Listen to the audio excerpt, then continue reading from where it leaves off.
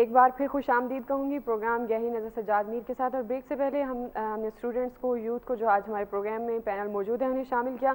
अब हम बात करेंगे असगर खान केस के हवाले से। मीर साहब, सुप्रीम कोर्ट में असगर खान केस के हवाले से ISI के सियासी सेल का तज़किरा एक बार फिर आया है और ये बार बार सुनने में आया है। सुप्रीम कोर्ट ने भी रिमार्क्स दिए कि ये सेल काम नहीं कर सकता। पहले तो ये बताएं कि ये सेल है क्या और इसका क्या काम है। असल में जी हमने अजीब फ्रॉड चला रखा है जी। हम कहते हैं जी कि एक ऑर्डर के ज़रिए से ये बात हुई थी कि एक सेल, पॉलिटिकल सेल कायम किया जाएगा और ये भुट्टो साहब पे नाम आता है कि भुट्टो साहब ने ये नोटिफिकेशन जारी किया था जिस पे ISI में एक पॉलिटिकल सेल कायम किया गया था। ISI पे जो इतराज़ात मुल्क के अंदर होते हैं वो इस पॉलिटिकल सेल के हवाले से होते हैं कि वो हमारी सियासत में दखल देते हैं, हुकूमतों को तोड़ने, जोड़ने, बनाने में काम करते हैं जी। अच्छा, मार्शल लॉ के दरमियान आमरों ने अगर कोई काम किया, भुट्टो के बाद ज़ियाउल हक आए और उसके बाद मुशर्रफ आए, तो वो तो समझ आने वाली बात है। लेकिन सिविलियन हुकूमत के दौरान इस सेल की कारकर्दगी के बारे में इख्तराज़ात आते थे। अब उसके बारे में कह दिया गया जी सेल बंद कर दिया गया है। अब कहा जा रहा है इसका नोटिफिकेशन ही नहीं है। अटॉर्नी जनरल कहते हैं मेरे दफ्तर में होना तो चाहिए पर है ही नहीं है। दफ़ा वजारत दफ़ा कहती है, दूसरे लोग कहते हैं, दाखिला कहते हैं कि हमारे पास भी मौजूद नहीं कोई नोटिफिकेशन। वो कहते हैं नोटिफिकेशन लाओ। बहस तो ये है कि इस सेल ने पैसे तकसीम किए थे और असद दुरानी ने शायद जो ISI के चीफ से ये कहा था कि ये हमें एक लीगल हक था, हमारा सियासी सेल मौजूद था, हम ये काम किया करते थे और कर सकते थे, इसमें कोई गैर कानूनी बात नहीं है। अब सुप्रीम कोर्ट कहता है ये बात तो तय है कि इन्होंने पैसे दिए हैं। हालांकि असलम बेग कहते हैं कि इसमें मेरा कोई दखल नहीं है। उन्होंने कहा भी अगर ये सेल है तो ये जवाबदेह है वैसे तो ISI वज़ीर आज़म को, बीच में आर्मी को जवाबदेह नहीं है, आर्मी चीफ को जवाबदेह नहीं है। और अगर सेल है तो ये काम नहीं कर सकता। और आप कहते हैं इसका नोटिफिकेशन भी नहीं है। और मतलब कहने का मतलब ये है कि फौज जो ISI के थ्रू हिस्सा लेती है सियासत में, वो सियासत में हिस्सा लेना बंद कर दें। बड़ी अच्छी बात है, लेकिन मसला तो यह पड़ा ये ले किस कानून के तहत रही थी, वो कानून है कहाँ, उसको रोका गया तो क्या वो रुक गया है और क्या अब इस ऑर्डर के बाद रुक जाएगा, ये भी मैं पूछना चाहता हूँ।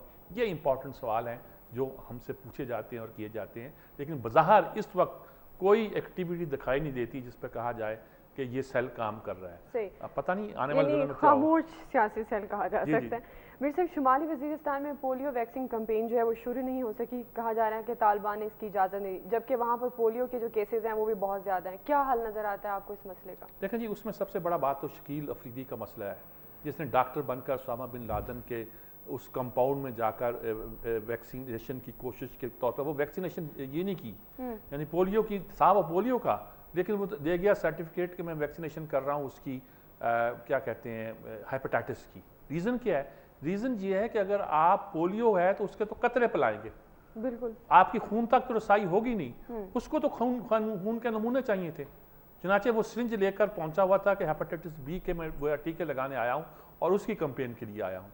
अब दुनिया भर के NGO, सिविल सोसाइटी के लोग कहते हैं कि आपने बदनाम कर दिया है। अब वहाँ जो NGO काम करने जाती है उस इलाके के लोग कहते हैं, पहले उनके बारे में था कि ये तो मगरब का है, पता नहीं ये दवाइयाँ पिला के क्या पैदा करना चाहते हैं।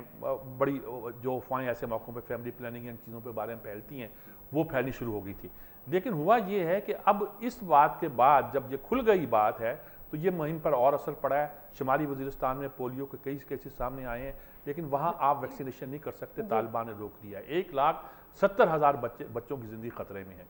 मेरा ये कहना है कि अगर इस काम के सिलसिले में इमरान खान समेत वो तमाम कुव्वतें, सियासी कुव्वतें जो असर रखती हैं, वो कोशिश करें और तालिबान को भी कन्विंस करने की कोशिश करें और उनको बनाएं, और इस बात की कोशिश की जाए कि फ़ौरन NGOs काम करने के बजाय हमारे लोकल डॉक्टर्स और उनके यानी कि जिन पर उनका एतबार हो, उनके ज़रिए से वहाँ वैक्सीनेशन करने की कोशिश की जाए। ये बहुत बड़ा ह्यूमन मसला है और इसको नज़रअंदाज नहीं किया जाना चाहिए। बड़े केसेस सामने आ रहे हैं कि बच्चे माजूर हो रहे हैं और बहुत सी बीमारियों का शिकार हो रहे हैं। हमें इसका इलाज तो बहरहाल करना ना जी। और अगर ये गलतफहमी पैदा हो गई है और मगरब के गलत हथकंडे की वजह से उसमें इजाफा हुआ है तो हमें उसको कंट्रोल करना चाहिए। यकीनन बहुत सारी इंसानी जानों का मसला है, इस पर तो एक्शन होना चाहिए। मेरे साहब, सुप्रीम कोर्ट में एक दरख्वास्त दायर की गई है कि मौत की सज़ा को उम्र कैद में बदलने के बारे में मुमकिन कानून साजी को रोका जाए। हम ये कानून बनाने पर क्यों बेताब हैं जबकि आलमी तंजीमें भी मौत की सज़ा के खिलाफ हैं? असल सूरत हाल क्या नज़र आती है? असल में बात यह जी कि आलमी तौर पर यह कहा जाता है कि मौत की सज़ा बड़ी गलत है। वो हमारी सज़ाओं को वहशियाना कहते हैं, जितनी हमारी सज़ाएँ इस्लामी सज़ाएँ हैं, हदूद की सज़ाएँ हैं। मौत की सज़ा के ख़िलाफ़ भी उनका एक नुक्ता नज़र है, बरतानिया का भी है, पूरी दुनिया का है कि मौत की सज़ा ख़त्म होनी चाहिए। जबकि कुछ माहिरीन कानून का और माहिरीन नफ्सियात का ये कहना है कि ये सज़ा बिल्कुल ख़त्म की जाए। तो इस माशरे में ख़ासतौर पर जो हमारा प्रिमिटिव माशरा एक बहुत बड़ा है, वहाँ तो खौफ ही ख़त्म हो जाएगा और इतने जराइम होने लगेंगे कि इंतहा हो जाएगी। ज़्यादा जोर नहीं देती तंजीमें इस वजह से कि अमेरिका की कई रियासतों में मौत की सज़ा मौजूद है, यानी कि वहाँ हर रियासत का अपना कानून है ना। शायद 9 रियासतों में मौत की, बहुत सारी रियासतों में मौत की सज़ा मौजूद है। यही वजह है कि जब अमल कांसी को पाकिस्तान से ले जाया गया तो इस रियासत में मुकदमा चलाया गया, कनेक्टिकट में या कहाँ, जहाँ मौत की सज़ा मौजूद थी, ताकि उसको फांसी दी जा सके। तो चूंकि अमेरिका की कई रियासतों में ये सज़ा मौजूद है और वो समझते हैं कि मौत की सज़ा का बाकी रहना कानून की बालादस्ती के लिए ज़रूरी है, इसलिए आलमी तंजीमों के मुंह में घुंघनियाँ ही पड़ जाती हैं। वो कहते तो हैं इसको ख़त्म किया जाए, लेकिन ज़्यादा जोर इसलिए नहीं देते, ये नहीं कहते कि जालमाना है, वैश्याना है, ये है वो है, इसलिए नहीं कहते कि अमेरिका में मौजूद है, कुछ रियासतों में है, कुछ में नहीं है। यानी अजीबोगरीब, वहाँ तो कानून, हर रियासत का अपना कानून अलग अलग है, और हर छोटा जुर्म है, बड़ा जुर्म है, उस हिसाब से इसको देखते हैं, उस हिसाब से इसको परखते हैं। तो मेरे ख्याल में ये सज़ा पाकिस्तान में तो खैर इस वजह से भी है कि हम कुछ माफ़ करना चाहते हैं इंडिया के कैदियों को, जहाँ हम यानी पहले भी आया था कि सज़ा बदली जाए। तो हमारे यहाँ तो खैर कुछ और पोलिटिकल इंटरेस्ट होंगे, लेकिन जहाँ इस्लामी जहन रखने वाले लोग जो खास तौर पर है, इल्ज़ाम आ जाता है जी वो ख़त्म नहीं होने देना चाहते।